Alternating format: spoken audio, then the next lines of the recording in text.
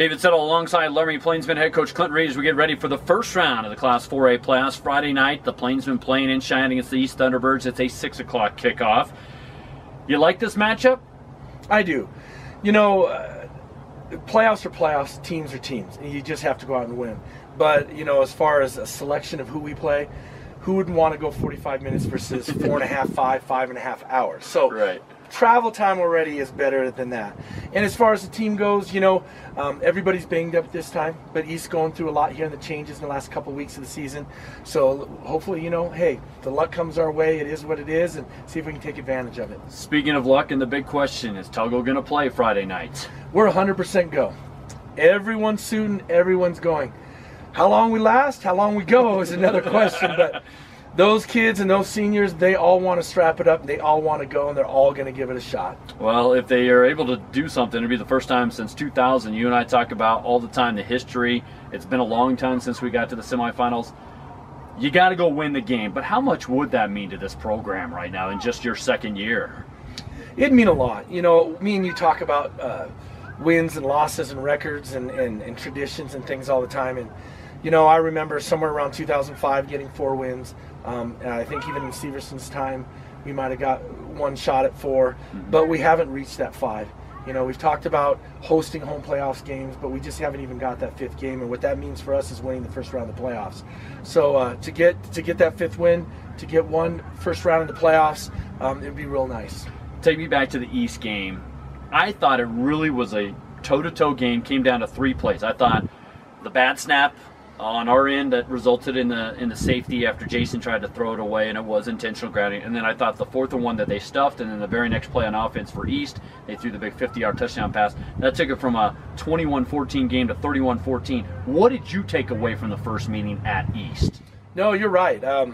Whatever it was, I can't sit here and put a pin on it exactly, but there were some mistakes, you know, as far as fundamentals on the field. There were some personnel changes, and like you said, you know, Jason throwing it away was actually just trying to do something good, but it hurt us. But again, we were pinned back, you know, because of some punt returns and different things like that where we're just not catching the ball. So we've been working on special teams a lot, again, here at the end of the year. The other situation with the little crossing route and their first touchdown was a miscue.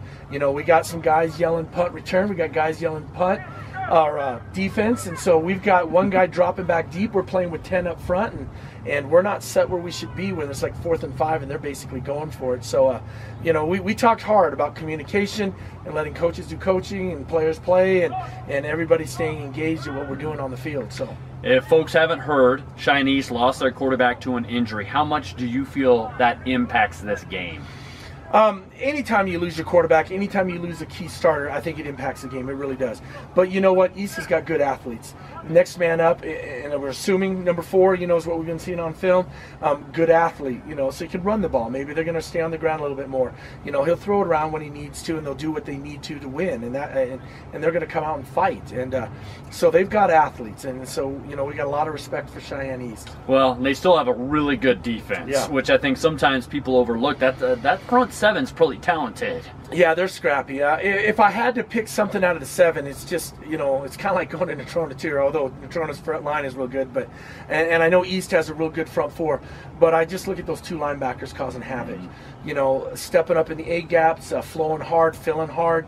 They're always going, and that was part of our game plan this week. Was how can we get guys on those linebackers? How can we take care of those guys so that we can spring it to the next level? Anything else that you see as a key Friday night against the Thunderbirds to try and get that elusive playoff win? You know, football's physical. We need to come out. We need to smack people around. We need to get it going right away. But we just need to be mentally tough. No matter how the game goes, it's 4 quarters. It's a lot of football. So as plays go good for us, as plays go bad for us, because that's just the nature of the beast.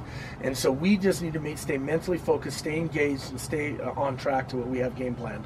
It's the Plainsmen at the Cheyenne East Thunderbirds. It's number 5 at number 4 in the rankings. It's 5 at 4 in the seedings. The winner moves on to play the winner of top-ranked and top-seed Natrona against the 8th seed Kelly Walsh Trojans. So a big rivalry matchup there. This is a rivalry matchup. Best of luck to you, my friend. I'm looking forward to it.